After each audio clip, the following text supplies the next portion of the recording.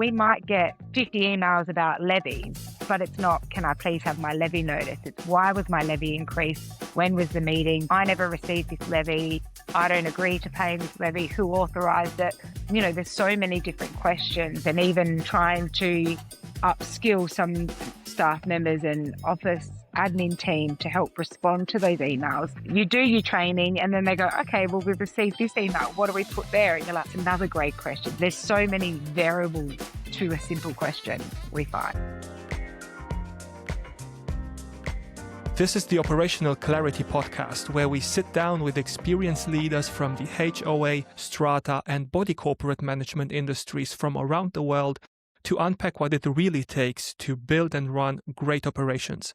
My name is Robert Hangu, and today we're joined by Carrie McInerney from Adelaide, Australia. She joined HOA Management in 2001 as a 19-year-old administrative assistant helping a small family-owned strata management business, and eventually became CEO in 2009 and co-owner. Over 25 years, Carrie has witnessed and helped lead the evolution of Australia's strata management industry from paper-based administration to AI-assisted meetings and digital operations. Carrie's narrative centers on operational excellence, professionalization, team culture, and industry education. She's adamant about mentoring and raising industry standards. She also serves as president of the Strata Community Association, giving her a broader industry perspective beyond her own company. Carrie, welcome to the show. Thanks, Robert. Thanks for having me. Just want to clarify, it's president of the South Australian division of the South Australian of the SCA. Amazing. Carrie, you've grown HOA Management from 4 employees to 16 employees over the course of your career and expanded beyond just strata management. I was curious, what were the cornerstones of this journey? Yeah, so building the business from a small to probably a medium-sized business, I really had to change my mindset, if I'm honest, from running a small business where you're usually in it with only 4 staff members. You're working in the business. There's not as much time for you to work on the business. And obviously with the number of clients, it's quite difficult to step aside to run on the business to help grow it. So I had to make that mind shift change to treat the way I was running the business like a bit of a bigger business, a medium-sized business, to allow us to get our systems and processes in place to be able to take that next step. One of your key leadership's belief is to focus on your strengths and hire people whose strengths complement your weaknesses rather than master everything yourself, right? How have you done this over the course of your career? Yeah, so starting off, obviously, as a smaller business, it was something I really wanted to prove. I was promoted to general manager and then eventually CEO in 2009. And I wanted to prove that I had what it took to build that business and to get bigger. As I said before, it's a bit difficult when you get in the business. So I took myself and gave myself a couple of days a week and really focused on trying to get the boundaries and basis, the grassroots of the business resolved and in place so that if and when we did grow, we had all that in ready to go. But then I was a bit down on myself that I was struggling to how to do everything.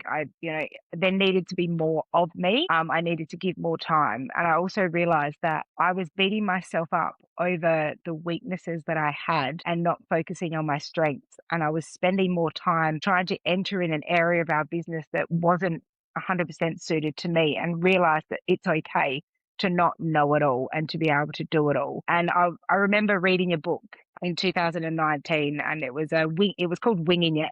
And I thought, this just suits me perfectly at the moment. And the author stated that she stopped focusing on her weaknesses and hired people who were strong in the areas that she was not, so that they could run that section of the business and you could just focus on your strengths. So I took that on board, and within a few months of reading that book, we hired a general manager to assist us to take us to the next level. You've mentioned your mentor, Susan Palmer, on various occasions, describing your unique relationship that you've had with her throughout your career. How did this relationship start, and what were the learnings that shaped you to eventually become the CEO of HOA Management? So as you mentioned at the beginning, I came to work at HOA Management because the directors were family friends. I was asked to just come and help for a couple of weeks when I had no idea what I wanted to do. So I had known Sue for many, many years before even starting at Horner Management, really great family friend. And I guess I kind of grew up knowing Sue,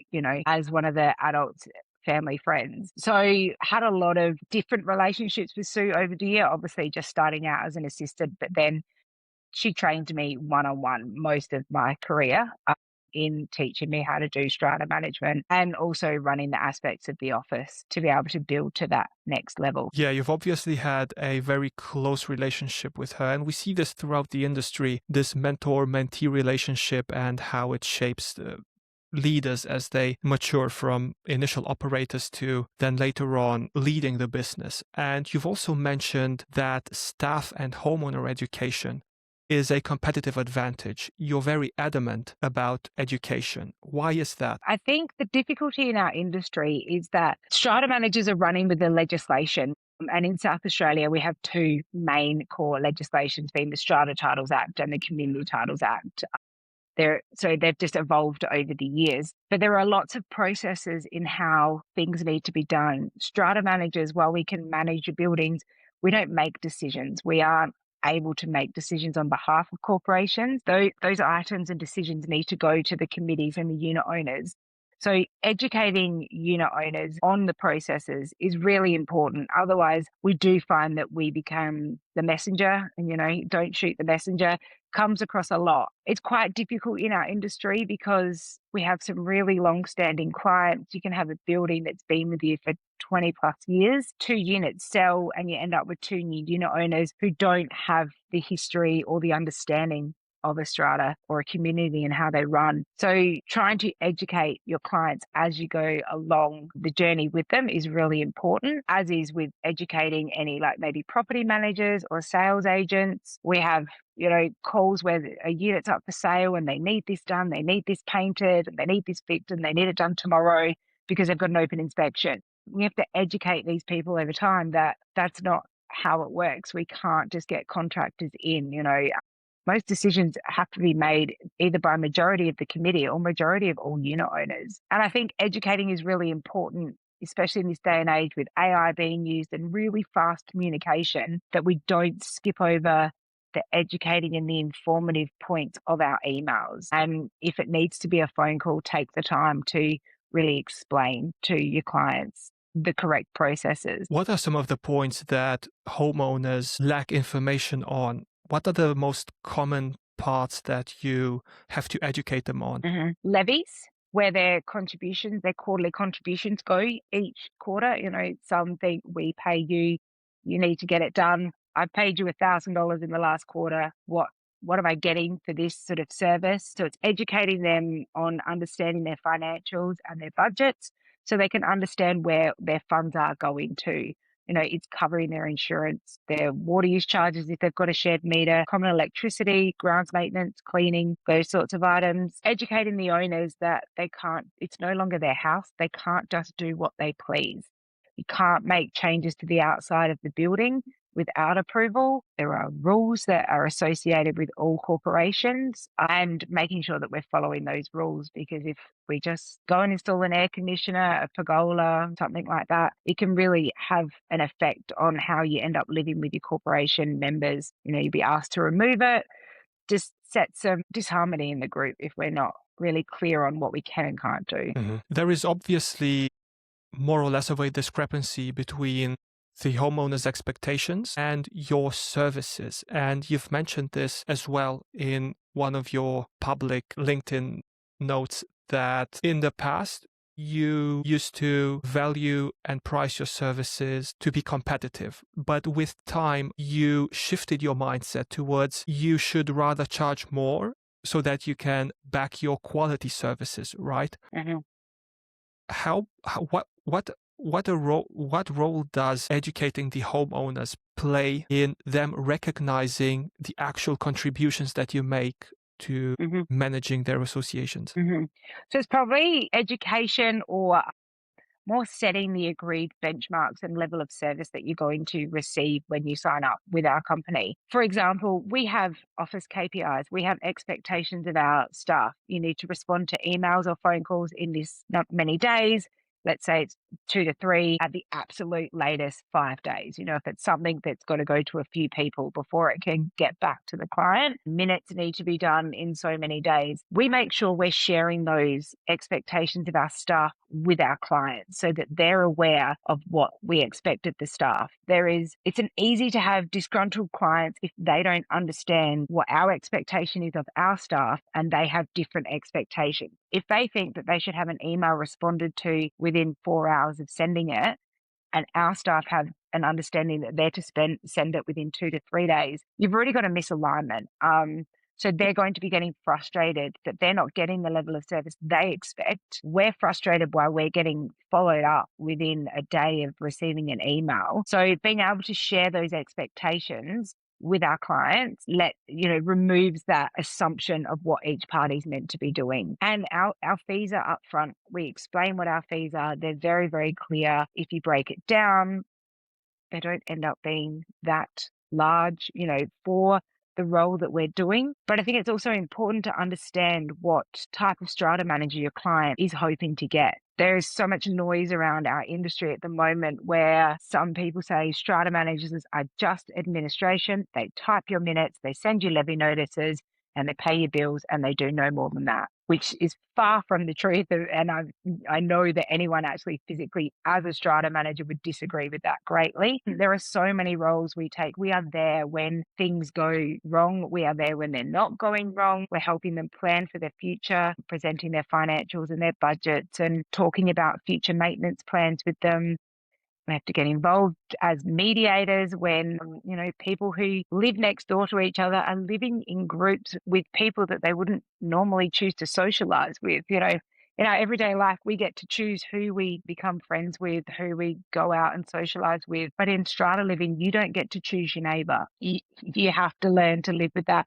And that doesn't always go smoothly. So it's outlining the duties that we will carry out for the clients and also explaining where the limits exist, that there are some items that we just cannot get involved in. There is no jurisdiction or cover in the legislation for us to attend to some of those areas, and telling clients that that's not my job is also not something that is also received very well. So educating and clearly explaining the roles of the manager and what we will be doing for them before they sign that initial contract is really, really important. Staying with this education point for a second, what channels do you use to educate them and what formats do you use? As in emails, do you have webinars with them? Do you meet in person? Do you have events at your office? What channels do you use in general? Yeah. So we've had a few owner information nights where we, discuss the likes of the legislation, but also we have had some insurance people attend and contractors. But I think you can write 100 blog posts, you can send out newsletters, you can do all of that. But until it's actually in a decision-making time or a time where they actually are interested in the education, it's not something that's people aren't just researching it to learn about strata. They've got a strata manager. I think the education part is really important when you're going through it. At your meetings, when you're meeting face to face with the clients, clearly explaining what we're proposing to them, what is being put in front of them, whether it's quotes, financials, budgets, and taking the time to explain and educate then and there when they're actually being asked to make a decision on something. Same with the emails. If someone doesn't understand something, taking those extra 5-10 minutes to use the response as an education tool so that you don't get the same response from them in 3 months' time because they don't understand it. Clearly explaining it from the word go. I think that's when the most important education is to be spent. Do you get a lot of emails asking the same questions? Yes. However, in saying that, they're not specifically the same. Like, I'm really interested at the moment. There's so much AI talk about, you could get, and I'm not completely well versed with AI, but, agents or bots to respond to emails that you're getting because we all get the same emails. I don't know about others, but a lot of the emails we're getting have a very similar question, but they've also got additional grey areas to the question that we have attempted to use some sort of AI assistance to respond to emails, but it's just not getting the right answers because all the questions are varied. So yeah, we might get 50 emails about levies, but it's not, can I please have my levy notice? It's why was my levy increased? When was the meeting? I never received this levy. I don't agree to paying this levy. Who authorized it? There's so many different questions that yeah, it's not something that can just be dealt with. And even, trying to upskill some staff members and office admin team to help respond to those emails. You do your training and then they go, okay, well, we've received this email. What do we put there? And you're like, it's another great question. So it's another, there's so many variables to a simple question, we find. How big is the chunk of repeat answers compared to non-repeat answers, let's say, compared to the more complex stuff that actually need, in a way, gray matter to solve? Yeah, I'm not Maybe sure, to be percentage-wise, honest. is it Yeah, 30%, I 40, wouldn't, 50? because I think a lot of the grey matter, a lot of the emails that I think that the strata managers are actually receiving as opposed to the office. So the office are probably the more straightforward ones, where it's about levies with slight grey areas or can I have a copy of my insurance policy?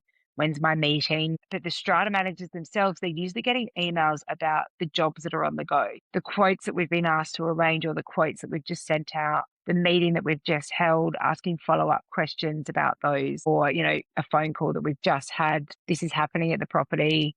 Do you know why there's a plumber here? All those sorts of questions. And they're certainly not, I don't think, something that, someone else can just pick up your inbox and run with it, or an AI agent. I agree. You've mentioned that you're getting around 500 emails per week.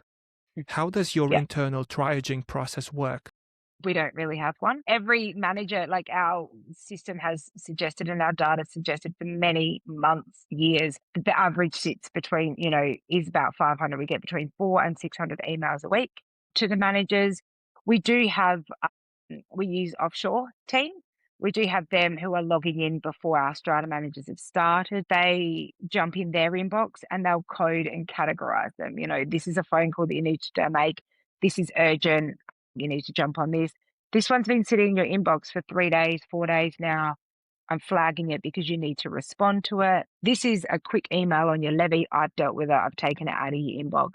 So the managers have the opportunity to jump into their inbox first thing in the morning and see anything they need to deal with urgently or that is, crossover probably too long being in the inbox, and have that grace period of someone else just taking the smaller, easier jobs out of there for them. There's a bit of, there's one, it's accountability, but it's also assistance. Got it. Can you walk us through your operations? How many buildings do you manage? What are the most common processes inside of your operations? And in the sense of what's the day-to-day bread and butter that keeps your company running, managing this amount of buildings? So we've got over 500 buildings that we manage, and some of them range, from 3 units to 150 units. So there's everything in between. What is the most important daily process that if that process broke, you couldn't serve any calls or any emails or any of your daily operations? Are you talking technology or staff or just in general, all of it? In general, because I would assume that there's a combination between technology and staff. What is your one process that you rely on 80% of the time to function properly as a business?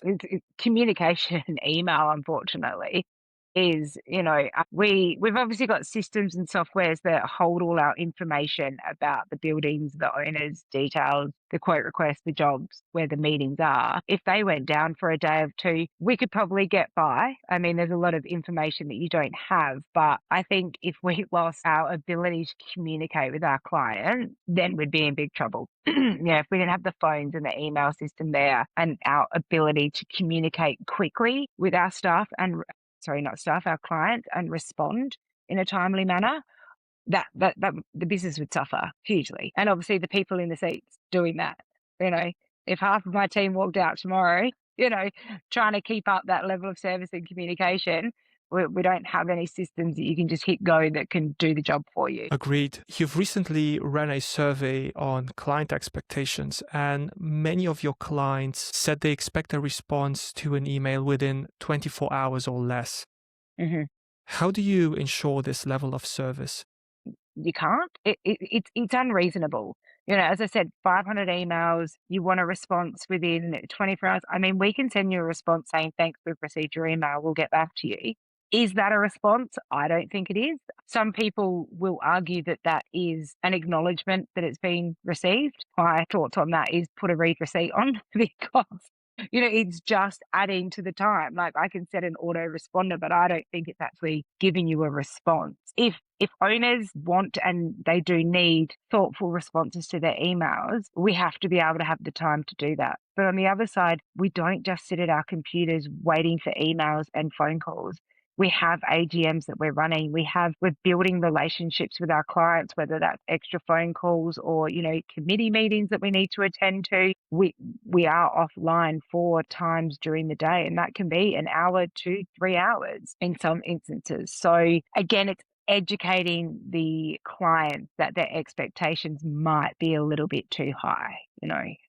And it's also us trying to triage, as you said before, our email system. If it's a quick, easy email, do you just get rid of your quick, easy emails straight away just because you can? And then you've gone, great, 30 of my emails today I've responded to immediately, but I've also then ignored the emails I got 2 days ago that I actually need to spend some quality time on researching and building decent responses for them.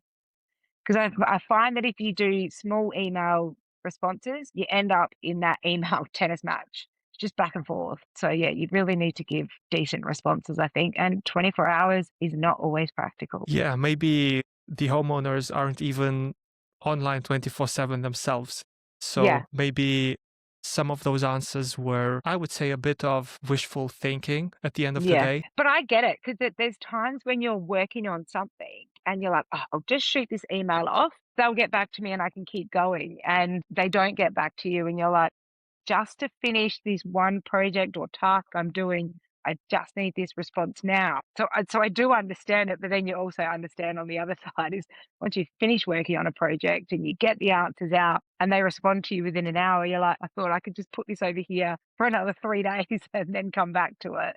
So, I think we all would love 24-hour responses. And then I think we'd all quite like people to take 2 weeks to respond on sometimes as well.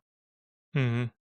How do other strata management companies from your network deal with this volume of emails? I honestly, I don't know. I'm not sure. Like, everyone in the industry that I've heard, do get a lot of emails.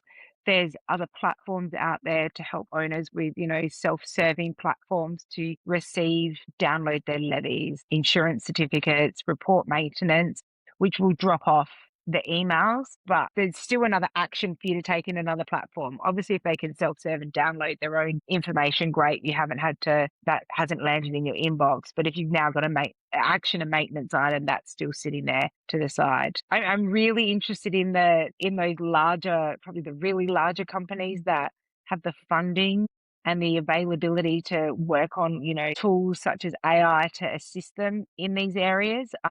I think it would be great to have a budget that we could just spend to try and get that. I think it's something like that is going to come to our industry. Personally, I'm not sure if it's ready. If it is, from my understanding, I don't have the staffing power to spend the time to train it for hours and hours and hours to make sure. So I know that a lot in our industry have moved to a lot of offshoring as well to assist freeing up the data tasks and repetitive tasks to help those people that are in the strata manager's role to free up some extra time, which is something we've done and we have benefited from it greatly. Do you mean you don't have the staffing power to train the staff or to train the AI systems? As The in, AI. I see. Yeah. And I think we've all, like, a lot of people here have played around with, I don't even know if it's low level AI or whatever, the chats and things like that, and putting in bots and you train it or you teach it what the answer should be, and then you just add a curly question and it just goes that way, and it's not something we can use. I think you've got to be really confident in your responses. And yeah, I'm not ready to let AI go rogue in my business yet. So the training isn't reliable yet. From what I understand, and as I said, I'm not a high level AI user. Do little bits with it, but certainly I'd love to see what it can offer. But I think from my understanding, it's, really get the team in there to try and train it and give it the information it needs. But as I said before, with emails that have all got a little bit of gray in them, where do you start? So Mhm. down the track, maybe one day. Yeah, it's definitely something that as a company, as a management company, you've got to be careful with, especially since laws are involved and since your answer is it must be right in this sense. You've Mhm. mentioned that, or do you have somebody on the team who works on integrating these solutions, or how is your internal tech implementation process at the moment? We don't have like a sole person that just implements it. We obviously all have seen different platforms and we know what platforms we've got and where there might be shortcomings. We take a number of our staff to the Strata Community Association conferences where there's a lot of, vendors there and people selling their products so that you get a chance to really look at what's on offer for your space. So we have recently decided to implement a new platform to help with servicing our clients. But obviously, it's something else that takes a lot of training and a lot of implementation as well. I don't think you can just get something off the shelf, put it on your system, and it'll resolve all your problems.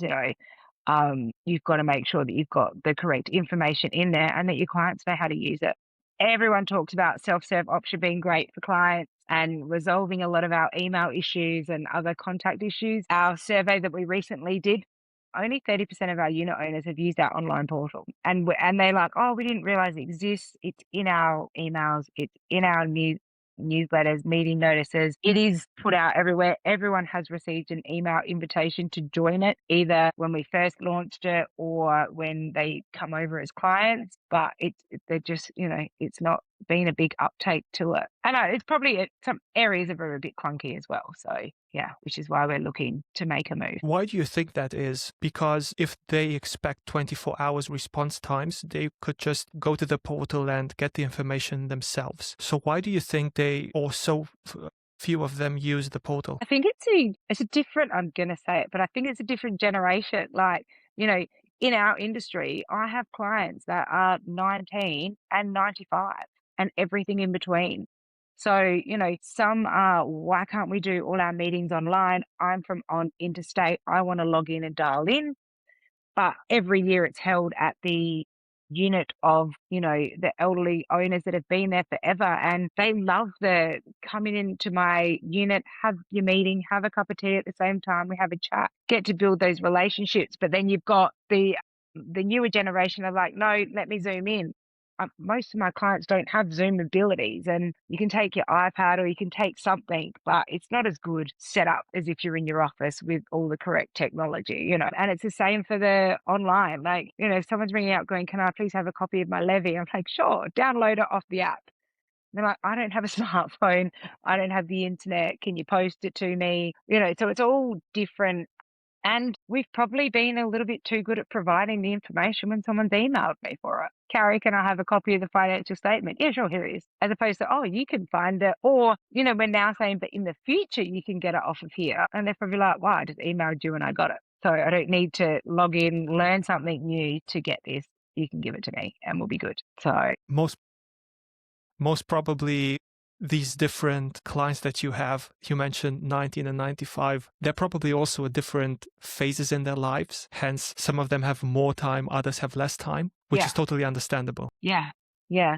And, we're all very quick with everything these days. Like, I know that, multitasking, and when you've got your phones in your hand, it's easy to just quickly shoot off this email while doing your grocery shopping or whatever it is, or on your lunch break. So yeah, it's just trying to you've got the access there. When you say platforms aren't integrated, what do you mean? Sorry, did you say aren't? Yeah, they aren't integrated. What do you mean by that? I don't remember saying they aren't integrated. Maybe I've misunderstood it then. You've said something around the fact that it's difficult or time consuming to copy data from one place to another. Okay, right. No, I understand. So they are integrated. They're connected with our software. There's add-ons, software that you can get. We've got our main base program, and then there's all these add-ons now where you can do maintenance and you can contact the owners. It's got an owner's portal, but each building needs to be set up. So our main system doesn't have all the details, like, I don't even know how to explain it. Like, the new software has like a notice board that you can use, that a community wall where you can talk with your other community members. All your jobs are sitting there. It doesn't carry over jobs from old systems onto the new platform. You need to upload the bylaws. Yes, the bylaws are already in their owner's portal, but make it an important document so it's there almost so that every client gets their own home page for their website on the portal.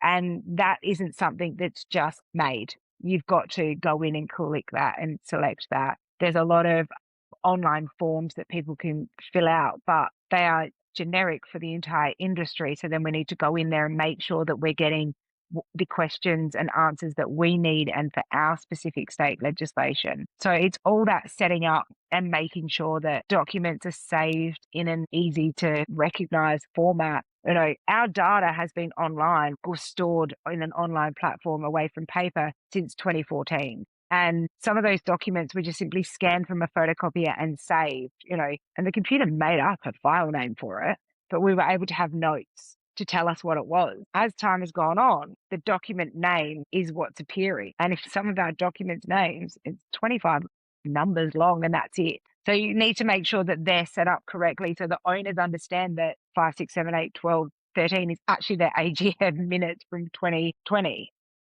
So having that set up properly, otherwise it's just frustrating for owners to get in there and learn and find what they need. It's quicker just to call up. Carrie, we went very deep into some very interesting topics, and being conscious of time, even though I would love to dive deeper in a lot more topics, there is one last question that we ask every guest on this podcast, which is, if you could give your 20-year-old self a piece of advice when you started out in the industry, with the benefit of hindsight, what would that be? Don't take everything so personally. Like, it's a tough industry. It is a tough industry, and there are so many times you get off a phone call, you get an email, and you're just like, breathe, let it sit. It wasn't at you. Yes, they shot the messenger, but you are just the messenger in that. And some people can be lovely and some people can be downright rude and disgusting. Some of the emails that we get, it's just not appropriate for the way that clients speak to us. And I do really try and teach a lot of my staff when they come through that we got to just shake it off. Like, you've got to let it go. Water off a duck's back. It wasn't actually at you. And if it was at you, then bring that to our attention, because I will go and speak to those clients and be like, that is not acceptable. We don't have to take that from our clients. We are providing a professional service. We are professionals, and I think we need to be treated that way. And I've just seen too many people burn out and leave this industry, that I really think people need to protect themselves, find out what their work-life balance is. It's different for everybody, and protect it. But yeah, don't take everything too personally. I think that's great advice. Carrie, where can people find you online? Our website is hornermanagement.com.au. I am also on LinkedIn. I'm not very, very active. I probably would like to be a bit more active, and maybe some of this might have encouraged me to be a bit more active. Yeah, but that's mainly where you can find us. And we've got Horner Management social pages, which we're pretty active on there. That's amazing. Carrie, thanks for joining the podcast, and hopefully speak soon at some point. Yes, thank you. Thank you for having me.